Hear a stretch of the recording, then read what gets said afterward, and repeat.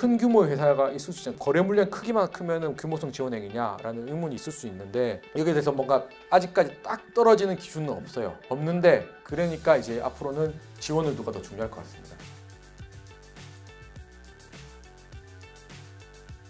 정상 가격은 이제 거래 대가 차이로 인해 이란 거래 행위에 있어서 동일한 거래가 시기, 종류, 규모, 기간, 신용 상태 등이 유사한 상황에서 특수 관계가 없는 독립된 자간이 이루어졌을 경우에 형성되었을 가격을 말하는데, 결국 이게 뭐냐면은 내가 제3자랑 거래했을 때 계열사랑 거래한 가격과 동일하게 줄 거냐, 그걸 보겠다는 겁니다. 특히 이제 그거는 항상 염두에 두셔야 될 거는 지원 객체를 기준으로 판단하셔야 되고 지원 주체 기준으로 판단하시면 안 되고요. 통행세 거래는 뭐냐, 두 가지가 있는데요. 거래상 실질적 역할이 없는 애를 낀 거, 요거는 문제가 그 자체로 문제가 되고, 그리고 거래상 실질적 역할이 있다고 하더라도 그 대가가 역할보다 크다, 요거는 문제가 된다는 겁니다. 그럼 이제 자금 지원의 경우 정상가격 산정 어떡하냐, 요게 기준입니다. 지원 객체를 보셔야 됩니다. 지원 객체가 일행의 기준인데, 이제 시기, 종류, 규모, 기간, 신용 상태 등의 면에서 완전 동일한 상황에서 지원 객체가 그와 특수관계가 없는 독립된 자 사이에서 자금 거래가 이루어졌다면 적용된 금리. 사실 이거는 거의 없겠죠. 왜냐하면은 예를 들면 지원 객체가 동일하게 100억을 빌리는데 계열회사인 나한테 100억을 5%로 빌렸어요. 근데 은행에 또 동일하게 동일한 시기에, 동일한 날짜에, 뭐 동일한 그 담보 조건에, 동일한 뭐 대여 기간에 해서 빌렸는데 만약에 100억을 똑같이 빌렸다. 근데 은행은 7%를 줬다. 그럼 2%만큼의 차이가 발생하겠죠. 그게 지원 금액이 되는 건데 그건 아마 잘 없을 거예요. 그렇기 때문에 두 번째, 그러면 이게 유사한 상황에서 지원 객체가 특수관계가 없는 자가 없는 독립된 자 사이에 자금 거래가 이루어졌다면 적용된 금리, 이렇게 또 보거든요. 요것도 없다면은 동일 또는 유사한 상황에서 그냥 이 지원 객체가 아니고, 그러니까 특수관계가 없는 제3자끼리 독립된 자 사이에 이루어졌다면은 적용될 금리를 보겠다는 건데, 어쨌든 뭐 요런 순서대로 보게 됩니다. 그래서 그 위 원칙에 따른 금리를 정상금리로 보기로 한 경우에는 개별 정상금리로 볼 특별한 사유가 있는 금리를 정상금리로 볼 수 있는데, 요 뒤에 거는 뭐 요런 심사지침에서 뭐 요런 대안도 있다고 써져 있는데, 사실 대부분은 아마 은행에 물어보면 되기 때문에 아마 여기까지로 많이 되는 것 같습니다. 보통 지원 객체가 이 신용 상태에서 보통 은행에 금리 제한서 같은 거 받잖아요. 그런 거 사후적으로라도 받을 수가 있기 때문에 저희가 자문할 때 그래서 어떻게 하냐면은, 보통은 이제 계열회사 간 자금 거래를 하겠다 하면은 그 지원 객체가 은행으로부터 그 금리 제한서를 받으라고 하거든요. 복수의 금리 제한서를 받아와가지고 요 금리 맞춰라. 그래야지 적어도, 그러니까 사실 계열회사 어느 계열회사가 돈이 많으면은 돈 빌려줄 수 있잖아요. 돈 빌려주고 이자 받으면 되니까, 이자가 뭐 더 은행에 넣어놓는 것보다 더 많이 받을 수 있으니까 그 빌려주는 회사 입장에서 이익이 되니까. 다만 그 경우에도 항상 지원 객체에 그 이자의 금리를 맞춰서 빌려줘라, 그렇게 많이 자문을 드리고 있습니다. 넘어가고, 그다음에 그 자산도 마찬가지예요. 다 기본 컨셉은 동일하거든요. 시기, 종류, 규모, 기간 등이 동일한 상황에서 특수관계가 없는 독립자 사이에 실제 거래한 사례가 있는 경우는 그 거래 가격이고, 동일한 실제 사례를 찾을 수 없는 경우에는 유사 사례 선정하고, 그 유사 사례에 그 지금 현재 거래에 영향을 미칠 수 있는 거래 조건 등 차이가 있는지 살펴가지고 이를 합리적으로 조정해서 정상 가격 산정해라 하는 겁니다. 그 뭐 유사 사례도 찾을 수 없다면은 이제 일반적인 경제 경영 상황 등 고려해서 보편적으로 선택하였으리라고 보이는 현실적인 가격을 규명해서 정상 가격을 산정하라고 하는데, 사실 정상 가격 산정이 굉장히 어렵습니다. 그러니까 공정위에서 이렇게 묻고 그다음에 저희는 항변을 이렇게 하는데 받아들여지는 경우도 있고 안 받아들여지는 경우도 있고 그렇거든요.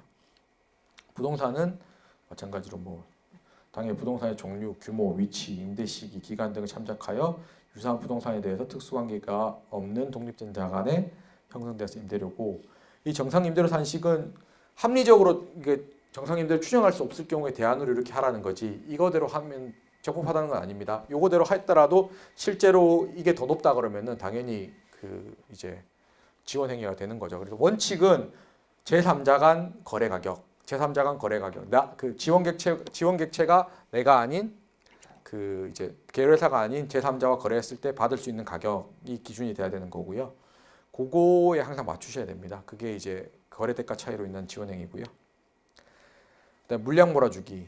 아직까지 명확하게 이제 기준은 찾기가 어렵습니다. 제가 뒤에 말씀드릴 텐데 이 물량 몰아주기가 뭐냐? 상당한 규모로의 상품 용역 거래로 과다한 경제상 이익을 제공하는 게 부당 지원 행위인데 앞에 거래 대가 차이나 자금 지원에 대해서는 이 공정위가 또는 법원이 정상 가격과 비교하라고 돼 있거든요.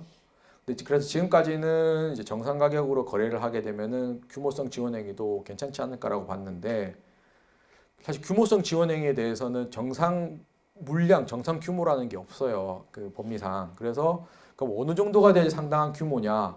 물론 여기서 이제 그 법원에서는 뭐 지원성 거래 규모와 뭐 급부와 반대급부의 차이, 뭐 경제 지원행위 경계상 여러 가지 고려해서 개별 구체적으로 판단한다라고 되어 있는데 여기서 급부와 반대급부의 차이를 저희가 정상 가격으로 지금까지 실무상 다 해석해 와 가지고 정상 가격으로 맞추라고 했는데 이게 지금 법원에서 이번에 7월 25일 선고됐거든요. 정상 가격이 특정 안 되더라도 규모성 지원행위 성립할 수 있다라고 대법원 판례가 나와버렸습니다. 급부와 반대급부가 현저히 또는 상당히 유리한지를 판단함에 있어서 정상 가격이 중요한 기준이 되나 정상 가격이 구체적으로 특정되지 않은 경우라 하더라도 급부와 반대급부와의 내용, 반대급부의 내용은 들어가긴 했죠.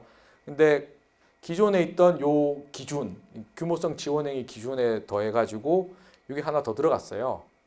지원 객체의 거래상 실질적인 역할 수행 여부까지 고려해가지고 그 다음에 이렇게 동일합니다. 기준 여러 가지 이유서 지원 객체가 해당 행위를 통해서 과다한 경제상 이익을 얻은 것으로 평가할 수 있는 경우에는 지원 객체에게 과다한 경제상 이익이 제공된 것으로 판단할 수 있다라고 봐가지고 규모성 지원 행위 경우에는 정상 가격이 특정되지 않더라도 예를 들면 매출액 규모가 지원 객체가 지원 주체의 매출액이 얼마에 의존한다든지 아니면 뭐 영업이익을 얼마에 의존한다든지 그런 걸로 봐가지고 규모성 지원 행위 물량 몰아주기가 인정될 수 있다는 거거든요.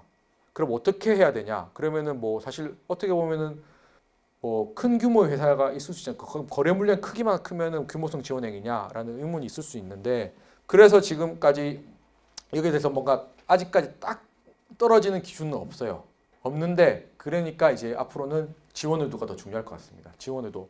지원 의도는 보통 이제 기존까지 문제가 많이 됐던 거는 이제 그 동일인 2세 승계 문제들이 관련이 돼 있었기 때문에 지원 의도가 많이 문제가 됐었거든요. 그래서 이제 앞으로 이제 계열회사랑 좀 큰 규모로 거래하실 때는 이게 지원 의도 관점에서 문제가 되지 않을지 좀 살펴보셔야 되고 그리고 요거가 더 앞으로도 중요해질 것 같습니다. 이거 해당 지원 객체와의 거래의 고유한 특성에 의해서 지원 주체에게 비용 절감, 품질 개선 등 효율성 증대 효과 발생하는지 여부 등 해당 행위에 정당한 이유가 있는지. 내 계열회사가 독점 회사예요. 국내 없어. 그럼 당연히 이 계열회사 할 수밖에 없는 거죠, 거래를. 뭐 그런 것도 잘 따져보셔야 되고 그다음에 지원 객체가 실질적으로 역할을 수행했는지. 사실 이게 들어가는 이유는 이 사건은 규모성 지원 행위도 잡혔지만은 통행세 거래도 같이 잡혔거든요. 그래서 아마 요게 들어갔긴 했는데 어쨌든 요 설치는 규모성 지원 행위 부분에 정상 가격 부분에 설치했기 때문에 앞으로 규모성 지원 행위에서 정상 가격에 대해서는 정상 가격이 공정에서 반드시 엄밀하게 특정을 안 할 거예요. 다만 이제 공정에서 과징금을 때리려면은 이거 지금 법원이 어떻게 판단했냐면은 과징금을 부과하려면은 지원 금액이 나와야 되기 때문에 정상 가격이 나와야 된다. 그래서 이 건 같은 경우에는 과징금은 취소됐고 그 규모성 지원행위는 인정됐는데 과징금은 취소됐는데 앞으로 과징금 재산정 어떻게 될지 모르겠는데 어떻게 할지 공정에서 모르겠는데 어쨌든 근데 정상 가격이 특정 안 되더라도 그 과징금을 사실 지원 금액으로 하지 않고 지원성 거래 규모로 할 수도 있거든요. 그래서 어떻게 될지 모르겠습니다. 어쨌든 지금 규모성 지원행위가 인정되면은 과징금이 아예 부과되지 않을 거라는 장담은 못 하고요. 어쨌든 이게 규모성 지원행위는 인정이 된다. 정상 가격 특정 안 되더라도. 다만 여기서 왜 그 더더욱 이게 중요했냐면은 이 건은 그 총수일가가 같이 고발이 됐었거든요. 이게 규모성 지원행위가 문제가 돼서 총수일가 고발됐기 때문에 형사법원에서 그 대법원 판단을 따라갈 가능성이 있어서 문제가 됐었는데 어쨌든 규모성 지원행위는 좀 많이 조심하셔야 될 것 같습니다. 지금 단순히 정상 가격만 보고 괜찮겠지라고 하지 마시고 예를 들면 지금까지 계속 거래를 해왔고 문제가 없었으면 상상기간 문제가 없었으면 그건 문제가 없겠죠. 다만 이제 뭔가 중간에 거래가 구조가 바뀐다든지 그리고 뭔가 이게 그 승계 문제와 연결이 될 수도 있다. 조금 주의하셔야 될 것 같습니다.